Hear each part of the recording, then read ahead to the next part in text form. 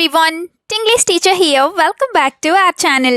మీ అందరికీ ఉపయోగపడే మరొక video. In today's video, I'm going to share you some other sentences that are related to cleaning. Cleaning కి సంబంధించిన మరికొన్ని sentences ని ఇంగ్లీష్లో ఏ విధంగా చెప్పాలో క్లియర్గా కొన్ని ఎగ్జాంపుల్స్ తో పాటు చూద్దాం. అయితే వీడియోని ఎక్కడా స్కిప్ చేయకుండా ఎండ్ వరకు చూడడానికి ట్రై చేయండి. వీడియో గనక మీకు నచ్చినట్లయితే మాత్రం మర్చిపోకుండా ఒక లైక్ చేయండి. ఎందుకంటే మీరు చేసే ఈ లైక్ ద్వారా ఈ వీడియో మరికొంతమందికి రీచ్ అవుతుంది. So please like the video. ఇప్పుడు ఈ వీడియో స్టార్ట్ చేయబోయే ముందు ప్రీవియస్ వీడియోలో నేను మిమ్మల్ని అడిగిన 2 క్వశ్చన్స్ యొక్క ఆన్సర్స్ని చూద్దాం. ఫస్ట్ వన్ ఈజ్ పిడుగు లేదా పిడుగుపాటు. దీన్ని మనం ఇంగ్లీష్లో థండర్బోల్ట్ ఈ విధంగా చెప్తాం. Now the second question is నాకు వేడిగా పకోడీ తినాలనిపిస్తుంది. ఈ సెంటెన్స్ని మనం ఇంగ్లీష్లో I feel like eating hot pakodi or I want to eat hot pakodi ఈ విధంగా చెప్తాం. ఇప్పుడు మీకోసం ఈ వీడియోలో ఉండబోయే 2 questions. Now the first one is here is a picture for you. ఈ పిక్చర్లో కనిపిస్తున్న ఆవిడ ఏం చేస్తోంది? She is the house. Find out the correct answer here and let me know in the comments. Now the second question is ఈ చెత్తంతా ఎక్కడి నుండి వచ్చింది? ఈ సెంటెన్స్ ని ఇంగ్లీష్ లో ఏ విధంగా చెప్పాలో మర్చిపోకుండా కామెంట్ సెక్షన్ లో కామెంట్ చేసి చెప్పండి. Your likes and comments encourage me a lot. So don't forget to like and comment. Now let's get into our today's video. Sentence number 1. చెత్త బుట్టని ఇలా ఎవరు పడేశారు లేదా ఇలా ఎవరు కింద పడేశారు ఇలా అడుగుతూ ఉంటారు కదా. దీన్ని ఇంగ్లీష్లో who threw down the trash can like this or who threw down the dustbin like this ఈ విధంగా అడుగుతాం. చెత్త బుట్టని మనం ట్రాష్ క్యాన్ ఆర్ డస్ట్బిన్ ఈ విధంగా చెప్తాం. For example, I think the cat knocked the trash can down. I think the cat knocked the trash can down అంటే పిల్లి చెత్త బుట్టను కింద పడగొట్టిందని నేను అనుకుంటున్నాను అని. నాక్ అంటే పడగొట్టింది అని. Another example, she kicked the trash can or she kicked the dustbin అంటే ఆమె డస్ట్బిన్ ని లేదా చెత్త బుట్టని కాలితో తన్నింది అని. సెంటెన్స్ నెంబర్ 2 is చెత్త చాటలోకి ఎత్తు. ఊడ్చిన తరువాత వచ్చిన చెత్తని చాటలోకి ఎత్తుతూ ఉంటారు కదా. అయితే దీన్ని ఇంగ్లీష్లో put all the garbage into the dustpan. Put all the garbage into the dustpan ఈ విధంగా చెప్తాం. ఇదే సెంటెన్స్ ని collect all the garbage into the dust pan ఈ విధంగా కూడా చెప్పచ్చు. డస్ట్ పాన్ అంటే చెత్త చాట అని. For example, I can't find the dust pan, where did you put it? I can't find the dust pan, where did you put it అంటే నాకు చెత్త చాట దొరకడం లేదు లేదా కనబడటం లేదు, నువ్వు దాన్ని ఎక్కడ పెట్టావు అని. Now the second example is you bring a broom and a dustpan and sweep it all or bring a broom and a dustpan and sweep it all అంటే నువ్వు చీపురు మరియు చాట తీసుకువచ్చి ఇదంతా ఊడ్చు అని. Now the third sentence is bag అంతా దుమ్ము పట్టేసింది. ఈ సెంటెన్స్ అయితే చాలా తరచుగానే యూజ్ చేస్తూ ఉంటారు కదా. సో దీన్ని ఇంగ్లీష్లో the bag is all dusty. The bag is all dusty ఈ విధంగా చెప్తాం. డస్టీ అంటే దుమ్ముగా ఉండడం లేదా దుమ్ము పట్టడం అని. ఈ సెంటెన్స్ కి రిలేటెడ్ సెంటెన్సెస్ ని కూడా చూద్దాం. First one is I don't understand where all this dust came from. I don't understand where all this dust came from అంటే ఈ దుమ్మంతా ఎక్కడి నుండి వచ్చిందో నాకు అర్థం కావడం లేదు అని. Now the second one is she was dusting the bag out side. She was dusting the bag out side అంటే ఆమె బయట బ్యాగ్కి ఉన్న దుమ్ముని దులుపుతోంది అని. డస్టింగ్ అంటే దుమ్ము దులపడం అని. Sentence number 4. ఇదంతా చాలా జిడ్డుగా ఉంది. ఈ సెంటెన్స్ని కూడా చాలా తరచుగానే యూజ్ చేస్తూ ఉంటారు కదా. అయితే దీన్ని ఇంగ్లీష్లో it's all very greasy. It's all very greasy ఈ విధంగా చెప్తాం. ఇదే సెంటెన్స్ని ఇట్స్ ఆల్ వెరీ ఆయిలీ ఈ విధంగా కూడా చెప్పచ్చు. గ్రీజీ ఆర్ ఆయిలీ అంటే జిడ్డుగా అని. For example, it will take me a day to clean all this oil.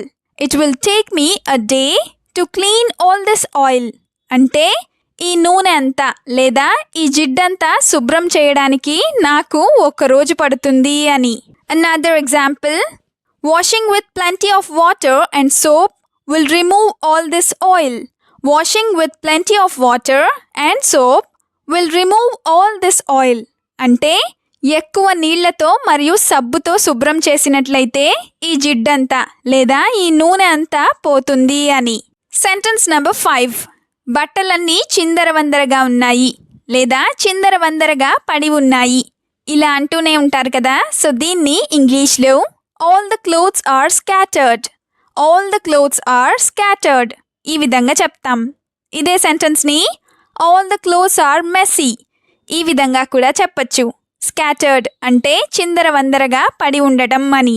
Now the example number 1 is you quickly arrange all the scattered clothes. You quickly arrange all the scattered clothes. అంటే నువ్వు త్వరగా ఈ చిందరవందరగా పడి ఉన్న బట్టలన్నింటినీ సర్దు లేదా సర్ది పెట్టు అని. ఇదే సెంటెన్స్ని you quickly organise all the scattered clothes ఈ విధంగా కూడా చెప్పచ్చు. Now the example number 2 is whoever threw all these clothes in a mess put them in order. Whoever threw all these clothes in a mess put them in order. అంటే ఎవరైతే ఈ బట్టలన్నింటినీ చిందరవందరగా పడేశారో వాళ్ళు ఆర్డర్లో లేదా సర్ది పెట్టండి అని. Now the 6th one is ఎప్పటికప్పుడు శుభ్రం చేస్తుంటాను ఇలా చెప్తూ ఉంటారు కదా. దీన్ని ఇంగ్లీష్లో I keep cleaning from time to time. I keep cleaning from time to time ఈ విధంగా చెప్తాం. ఐ కీప్ క్లీనింగ్ అంటే నేను శుభ్రం చేస్తూనే ఉంటాను అని. For example, if not cleaned from time to time the whole house gets dusty. If not cleaned from time to time, the whole house gets dusty. అంటే ఎప్పటికప్పుడు ఇంటిని శుభ్రం చేయకపోయినట్లయితే ఇల్లంతా దుమ్ము పట్టేస్తోంది అని. ఇంకొక example, no matter how much you clean the house, there is still work to be done. No matter how much you clean the house, there is still work to be done. అంటే ఇల్లు ఎంత శుభ్రం చేసినప్పటికీ కూడా ఇంకా చేయాల్సిన పని ఉంటూనే ఉంటుంది అని. Sentence number 7. టేబుల్ మొత్తం నీట్గా తుడువు లేదా శుభ్రంగా తుడువు ఇలా అంటూ ఉంటారు కదా. దీన్ని ఇంగ్లీష్లో wipe the entire table neatly. Wipe the entire table neatly ఈ విధంగా చెప్తాం. For example, the stains on this table are annoying me so please clean it quickly. The stains on this table are annoying me, so please clean it quickly. అంటే ఈ table మీద ఉన్న మరకలు నాకు చిరాకు తెప్పిస్తున్నాయి కాబట్టి దయచేసి త్వరగా క్లీన్ చేయండి అని. స్టెయిన్స్ అంటే మరకలు అని. Now the second example is the curry spilled on this table and became a stain as it dried up. The curry spilled on this table and became a stain as it dried up. అంటే ఈ table మీద కూర ఒలిగి ఎండిపోవడం వల్ల మరకలాగా మారిపోయింది అని. Next sentence is చేతులు కడిగాక టవల్కి తుడువు లేదా టవల్కి తుడుచుకో ఇలా చెప్తూనే ఉంటారు కదా. దీన్ని ఇంగ్లీష్లో after washing your hands wipe them with this towel. After washing your hands wipe them with this towel ఈ విధంగా చెప్తాం. For example, wipe your feet on the mat or wipe your feet on the door mat. అంటే door మ్యాట్కి నీ పాదాలని తుడుచుకో అని. ఇంకొక example, come in only after wiping your feet thoroughly to the door mat. Come in only after wiping your feet thoroughly to the door mat or completely to the door mat. అంటే నీ కాళ్ళని శుభ్రంగా లేదా పూర్తిగా door మ్యాట్కి తుడుచుకున్న తరువాతే లోనికి రా లేదా లోపలికి రా అని. Now the last sentence is ఈ గది చాలా దారుణంగా ఉంది. అస్సలు శుభ్రంగా లేనప్పుడు ఇలా అంటూ ఉంటారు కదా. సో దీన్ని ఇంగ్లీష్లో this room is so messy or this room is very messy ఈ విధంగా చెప్తాం. మెస్సీ అంటే దారుణంగా లేదా గజిబిజిగా లేదా గందరగోళంగా ఇలాంటి మీనింగ్స్ వస్తాయి. For example, I don't understand how much time it takes to arrange all the things in this room or I don't understand how much time it takes to tidy up all the things in this room. అంటే ఈ గదిలో ఉన్న వస్తువులన్నింటినీ చక్కబెట్టడానికి లేదా సర్దడానికి ఎంత time పడుతుందో నాకు అర్థం కావడం లేదు అని.